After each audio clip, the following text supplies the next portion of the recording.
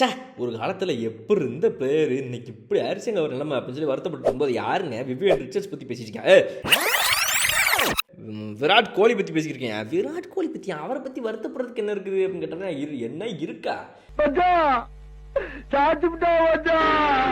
எம்பிட்டு இருக்குன்னு இருந்தா சொல்கிறேன் கேளு அப்படின்னு சொல்லி நிறைய பேர் வந்து இன்னைக்கு கிளம்பி வந்துருக்காங்க. அந்த நிலைமையில வந்துட்டு அதெல்லாம் ஒரு கவலையும் பட வேணாம், அவர் நல்லா தான் இருக்கிறாப்ல, அது ஒன்றும் இல்லை கீழே போட்டுரு அப்படின்னு சொல்லி சொல்கிறதுக்காக கிளம்பி வந்திருக்கிறதா யாருன்னு பார்த்தீங்கன்னா தினேஷ் கார்த்திக் அவர்கள், boys and girls maybe ஸ்காய் from Bala.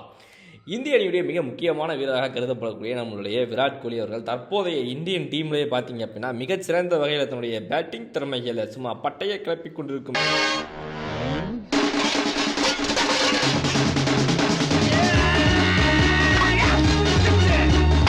இவரை தான் வந்துட்டு இந்த இப்போது முடிஞ்ச இந்தியா வர்சஸ் ஸ்ரீலங்கா ஓடிஐ சீரிஸோட முடிவில்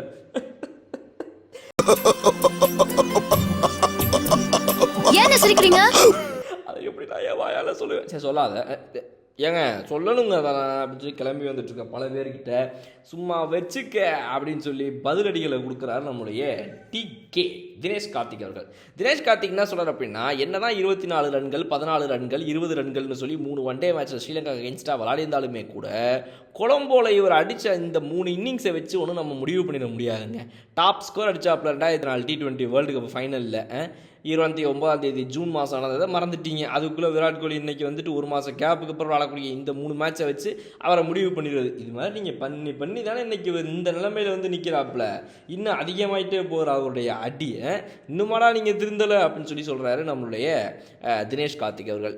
விராட் கோலி அவர்கள் 3rd லீடிங் ரன் ஸ்கோரருங்க ஓடிஐயை பொறுத்த வரைக்கும். ஓவராலாக இப்போ வரைக்கும் பார்த்தீங்க அப்படின்னா 24 ரன்னு வந்துட்டு இந்த சீரியஸ் ஓப்பனரில் அடித்த அவர்.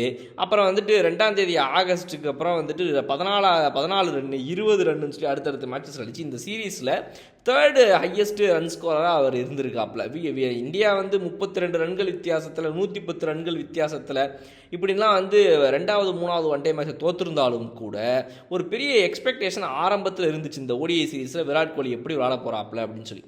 பட் இது ஒரு பெரிய ஒரு தடங்களாக நான் பார்க்கலைங்க. அடுத்தடுத்த கட்டத்துக்கு நகர்ந்து போய்கிட்டே இருப்பாப்புல அப்படின்னு சொல்லிட்டு தினேஷ் கார்த்திக் அவர்கள் கிரிக்பஸோட ஒரு ஷோவில் இதை பற்றி பேசும்போது சொல்கிறாரு. பட் ஆனால் குறிப்பிட்டு வந்து அவருடைய டிஸ்மிசல்ஸ்லாம் எப்படி இருந்துச்சு, என்னென்ன மாதிரி டெலிவரிஸ்க்கு அவர் அவுட் ஆயிருக்காரு அப்படிங்கிறத பார்க்கணும் அப்படின்னு சொல்லி அலசி ஆராயும் போது அவர் என்ன சொல்கிறார் அப்படின்னா, ஏங்க இந்த பிச்சு வந்துட்டு ஸ்பின்னுக்கு ரொம்ப கஷ்டமாகவே ஆடக்கூடிய மாதிரி ஒரு பிச்சாக தான் ரெடி பண்ணி வச்சுருக்கிறாங்க ஸ்ரீலங்காவை பொறுத்த வரைக்கும். ஸோ நீங்கள் விராட் கோலியோ ரோஹித் சர்மாவோ யாரை வேணா எடுத்துங்க, யாரையாவது சும்மா விட்டுச்சு அந்த ஸ்பின்னு எல்லாருமே போட்டு வாங்குன்னு வாங்கி விட்டுருச்சு. அதனால் வந்துட்டு தலைவன் விராட் கோலியை மட்டும் நம்ம இந்த மாதிரி பேசுறது மிகவும் ரொம்ப கொடுமையான ஒரு விஷயங்க.